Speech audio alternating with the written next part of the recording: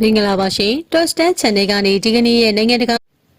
မင်္ဂလာပါရှင် Tostan Channel ကနေဒီကနေ့ရဲ့နိုင်ငံတကာသတင်းများကိုတင်ဆက်ပေးပါမယ်ပထမဆုံးတရုတ်သမ္မတရှီကျင့်ဖျင်ကိုဖမ်းဆီးရန်ကြိုးပမ်းမှုမအောင်မြင်မှုသတင်းများထွက်ပေါ်တဲ့အကြောင်းကိုတင်ဆက်ပေးပါမယ်တရုတ်စစ်ဘက်ထိပ်တန်းအရာရှိကြီးများသည်တရုတ်သမ္မတရှီကျင့်ဖျင်ကိုဖမ်းဆီးရန်ကြိုးပမ်းခဲ့တော်လဲအောင်မြင်မှုမရခဲ့ကြောင်း Defense Mirror သတင်းဌာနကဖော်ပြခဲ့ပါတယ်တရုတ်သမ္မတရှီကျင့်ဖျင်သည်ပြီးခဲ့သောရက်ပိုင်းမှာတရုတ်စစ်တပ်၏အမြင့်ဆုံးအာဏာပိုင်ဖွဲ့စည်းဖြစ်သောတရုတ်ဗဟိုစစ်ကော်မရှင်၏ဒုတိယအကြီးအကဲဖြစ်သူကျန်းယူရှာကိုပြီးခဲ့တဲ့ရက်ပိုင်းမှာဖမ်းဆီးထိန်းသိမ်းကစုံစမ်းစစ်ဆေးခဲ့ပြီးနောက်အဆိုပါသတင်းများထွက်ပေါ်ခဲ့ခြင်းဖြစ်ပါတယ်တရုတ်ဆိုရကကျန်းယူရှာသည်တရုတ်နိုင်ငံ၏နျူကလ িয়ার လက်နက်စီမံကိန်းဆိုင်ရာလျှို့ဝှက်ချက်တွေကိုအမေရိကန်ထံပေးပို့ခဲ့သည်ဟုအစောပိုင်းမှာဆွဆွဲပြောဆိုခဲ့ကြောင်းသိရပါတယ်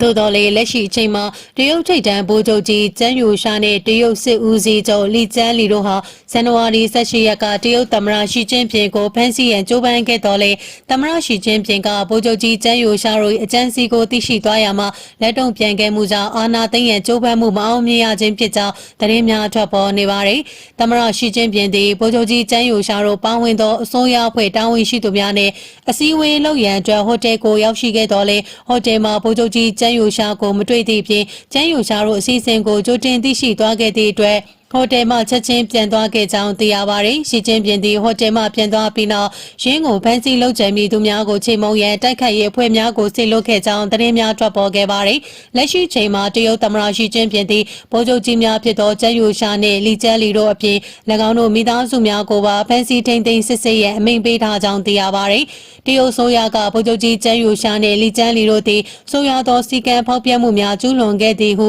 ဖမ်းဆီးထိန်းသိမ်းစစ်ဆေးခံနေရကြောင်းသတင်းထုတ်ပြန်ထားပါတယ်။တရုတ်စစ်တပ်၏အာဘော်သတင်းစာဖြစ်တဲ့ PNL သတင်းစာကထိပ်တန်းဗိုလ်ချုပ်နှုတ်ဦးသည်တရုတ်ဗဟိုစစ်ကော်မရှင်ဥက္ကဋ္ဌဖြစ်သလိုတရုတ်သမ္မတဖြစ်သည့်ရှီကျင်းဖျင်ကိုထိခိုက်နစ်နာစေရန်နှင့်နင်းချရန်ကြိုးပမ်းခြင်းလှုံ့ဆော်ခဲ့သည်ဟုဆွဆွဲထားကြောင်းသိရှိရပါတယ်။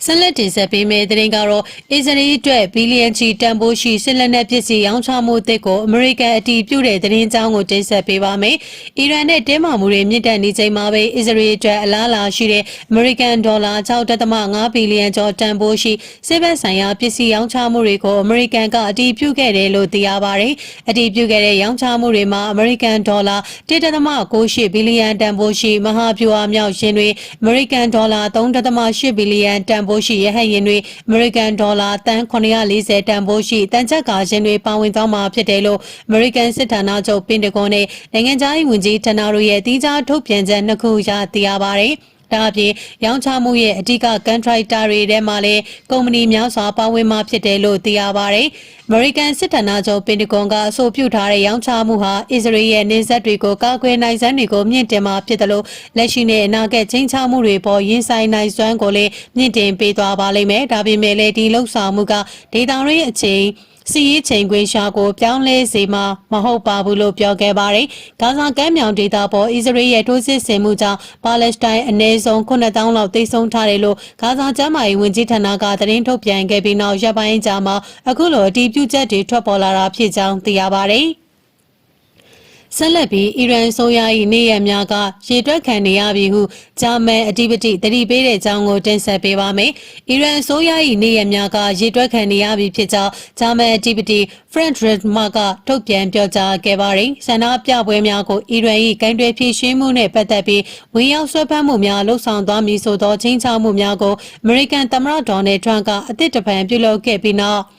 Frank Redmar ရဲ့ပြောဆိုချက်များထွက်ပေါ်လာခြင်းဖြစ်ပါတယ်။ Frank Redmar ကကိုပိုင်လူရှေရဲ့ပေါ်မှာအကြမ်းဖက်မှုနဲ့ကြောက်ရွံ့မှုတွေကသာတဆင့်အာဏာကိုထိမ့်သိမ်းထားနိုင်တဲ့အီရန်အစိုးရရဲ့နေရက်တွေကရေတွက်ခံနေရပါပြီ။သတင်းပတ်အနှဲငယ်လောက်ကြာမှအီရန်အစိုးရကနိုင်ငံကိုတရားဝင်အုပ်ချုပ်မှုတွေလှုံ့ဆော်နိုင်တော့မှာမဟုတ်ပါဘူးဟုပြောဆိုခဲ့ပါတယ်။မကြာသေးမီကဖြစ်ပွားခဲ့သောဆန္ဒပြပွဲများတွင်လူထောင်ပေါင်းများစွာသေဆုံးမှုကအီရန်အစိုးရသည်ကြောက်ရွံ့မှုများမှသာတဆင့်အာဏာကိုဆုပ်ကိုင်ထားနိုင်ကြောင်းကိုပြ ပြသနေခြင်းမျိုးဖြစ်ကြောင်း Front Drama ကဝေဖန်ပြောဆိုခဲ့ပါတယ်။ပြီးခဲ့တဲ့ဒီဇင်ဘာလနှောင်းပိုင်းမှာစတင်ကလက်ရှိအချိန်ထိဖြစ်ပွားနေသောဆန္ဒပြပွဲများအတွင်းအီရန်လုံခြုံရေးတပ်ဖွဲ့များ၏လက်ချက်များကြောင့်သေဆုံးသူ6200ကျော်ထိရှိလာပြီဖြစ်ပြီးအများစုမှာဆန္ဒပြသူများဖြစ်ကြောင်း American ခြေဆိုင်လူခွင့်ရေးလှုပ်ရှားသူများသတင်းဌာနကအတည်ပြုပြောဆိုခဲ့ပါတယ်။တို့ပြင်အင်တာနက်ပြတ်တောက်မှုများကြောင့်တပ်ဖြတ်မှုပမာဏနဲ့ပတ်သက်တဲ့သတင်းချက်လက်များကိုအတည်ပြုရန်ကြိုးပမ်းမှုများကိုရှုပ်ထွေးစေခဲ့မှုနဲ့အတူလက်တွေ့သေဆုံးသူအရေးအတွက်မှာ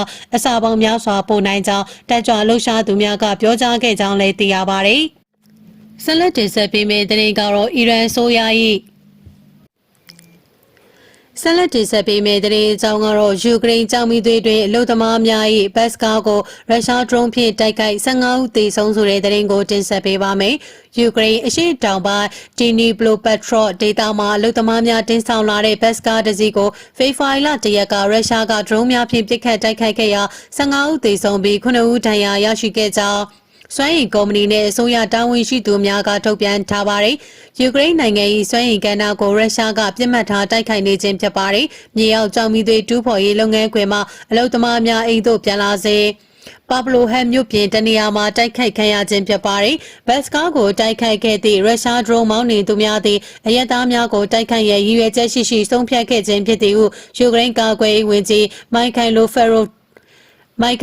ဒိုရော့ဖ်ရဲ့အကြံပေးဆာကီဘက်ခရနော့ဖ်ကဆိုပါတယ်။အွန်လိုင်းမှာထိန်းချုပ်ထားတဲ့ဒရုန်းအုပ်စုဟာအဝေးပြေးလမ်းတစ်လျှောက်ပြန်တန်းနေစဉ်ဘတ်စကားကိုမြင်တွေ့ပြီးတိုက်ခိုက်ခဲ့ခြင်းဖြစ်သည်ဟုဘက်ခရနော့ဖ်ကပြောပါတယ်။အဆိုပါဒရုန်းဟာဘတ်စကားနီးကြရောက်ပောက်ကွဲရာကားမောင်းသူသည်ထိန်းချုပ်မှုလွတ်သွားပြီးချန်စီယိုတစ်ခုကိုဝင်တိုက်ခဲ့ပါတယ်။ဒဏ်ရာရသူတွေဟာတယောက်နဲ့တယောက်ကူညီရင်ဘတ်စကားတွေကနေထွက်လာခဲ့ကြပါတယ်။အဲ့ဒီအချိန်မှာဒုတိယမြောက်ဒရုန်းမောင်းနေသူကလူတွေကိုမြင်တွေ့ခဲ့ပြီးရက်သားတွေစီတက်တဲ့တိုက်ခိုက်ခဲ့တာဖြစ်ပါတယ်ဟုဘတ်ခရနော့ကပြောပါတယ်။ရုရှားနေမြေတွေကဒရုန်းမောင်းနေသူတွေဟာဒီပြစ်မှတ်ကရက်သားတွေဖြစ်တယ်ဆိုတာကို100%မြင်ခဲ့သိခဲ့ပါတယ်။ဒါဟာစစ်တပ်မဟုတ်ဘူးဆိုတာကိုသိရနဲ့တိုက်ခိုက်ခဲ့တာပါဟုလည်းဘတ်ခရနော့ကပြောပါတယ်။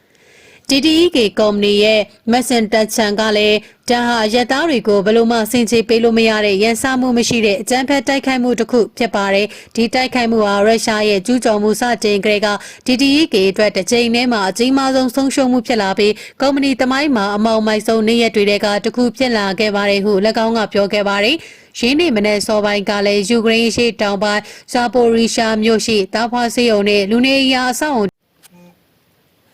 ခုလိုစိတ်ဝင်စားဖွယ်ရာနိုင်ငံတကာသတင်းတွေနောက်ဆက်ရဖို့အတွက်ကျမတို့ရဲ့ Top Star Channel လေးကို Like and Subscribe လုပ်ပေးကြပါဦးရှင်။အဆုံးထိနားဆင်ပေးတဲ့အတွက်ကျေးဇူးတင်ပါတယ်ရှင်။